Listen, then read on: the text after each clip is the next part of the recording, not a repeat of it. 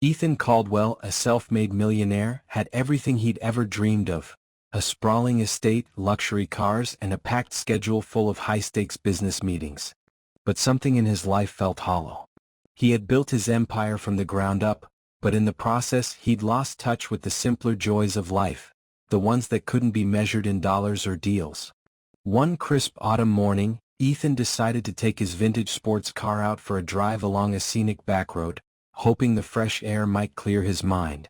The countryside rolled by in golden hues, and for the first time in months, he felt a hint of peace. That is, until a loud thump shattered the serenity. He pulled over to discover a flat tire.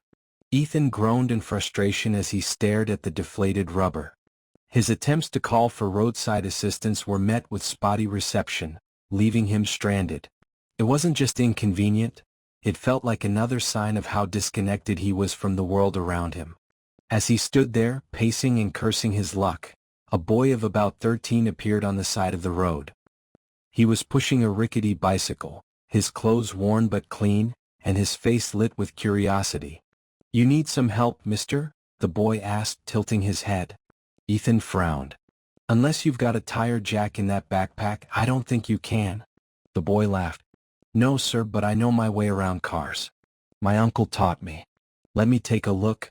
Against his better judgment, Ethan allowed the boy to inspect the car. The kid, who introduced himself as Malik, worked with surprising skill, offering to help patch the tire temporarily so Ethan could make it to the nearest town. Ethan watched in amazement as Malik worked with a confidence and resourcefulness that belied his age.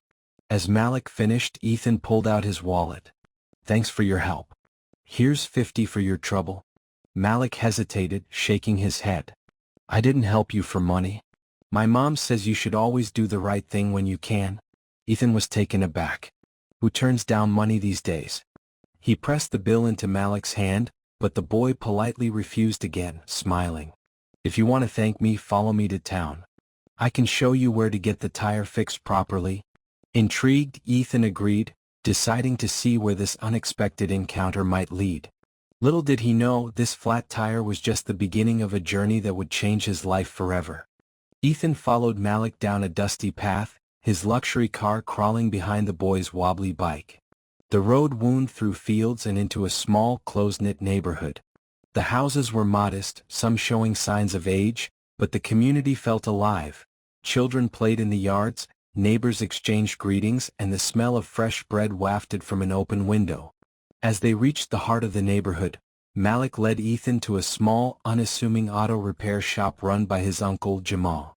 The shop was little more than a makeshift garage, with tools scattered on a wooden bench and an old radio playing softly in the corner.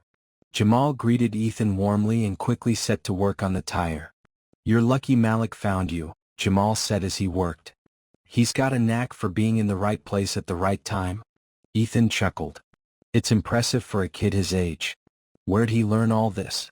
"From hanging around here," Jamal replied. But Malik's talents go beyond fixing tires. He's one of the brightest kids in the neighborhood. Always helping out, always curious. He's got big dreams, that one. Malik blushed under the praise and excused himself to check on his friends nearby.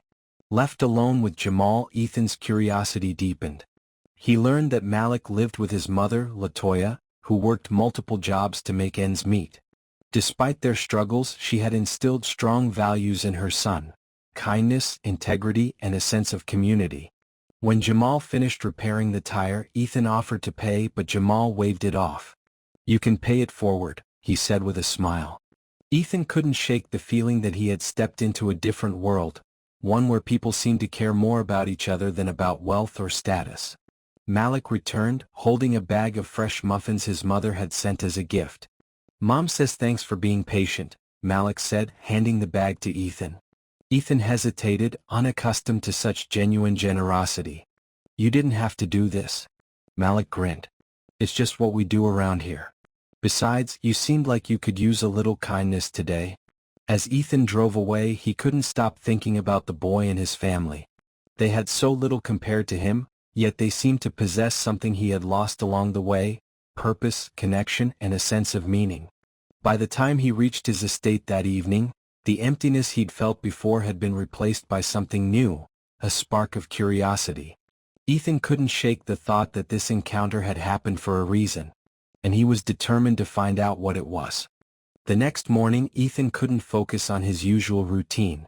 The faces of Malik, Jamal, and the vibrant community kept replaying in his mind. Their warmth and selflessness stood in stark contrast to his hollow life of boardroom meetings and extravagant events. Motivated by an urge he didn't fully understand, Ethan returned to the neighborhood. He wasn't sure what he would do, but he knew he needed to see Malik and his family again. When Ethan arrived, Malik spotted him instantly. "Hey, Mr. Ethan. Did you need another tire fixed?" Ethan laughed. "Not today, Malik. But I do need your help with something." He explained his idea to Malik's mother, Latoya, and Jamal. Ethan wanted to sponsor Malik's education and support their community in meaningful ways. Malik's eyes widened as Ethan spoke. "Me? Go to a better school?" "Yes," Ethan said firmly. "You've got potential, Malik. I don't want anything to stand in the way of your dreams." Latoya was hesitant at first.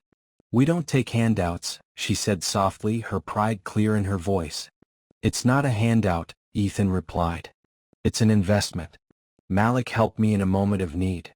Now I'd like to help him, and the entire neighborhood, reach its potential."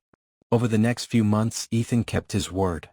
He funded scholarships for children in the community, refurbished Jamal's repair shop, and set up a community center where residents could access resources, tutoring, and job training.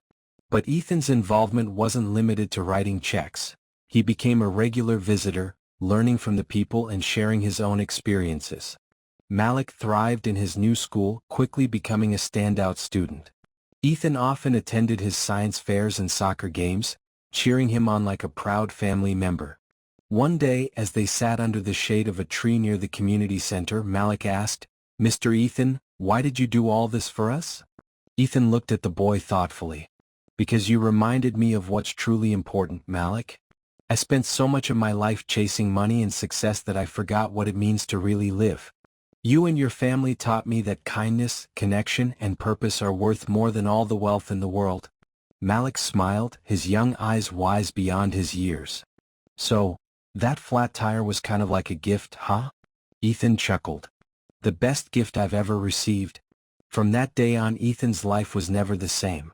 The community became like an extended family to him, and he found a joy he had never experienced before. Malik's small act of kindness had set off a chain reaction, transforming not only Ethan's life but the lives of countless others. And Ethan knew deep down that he'd finally found the meaning he had been searching for all along.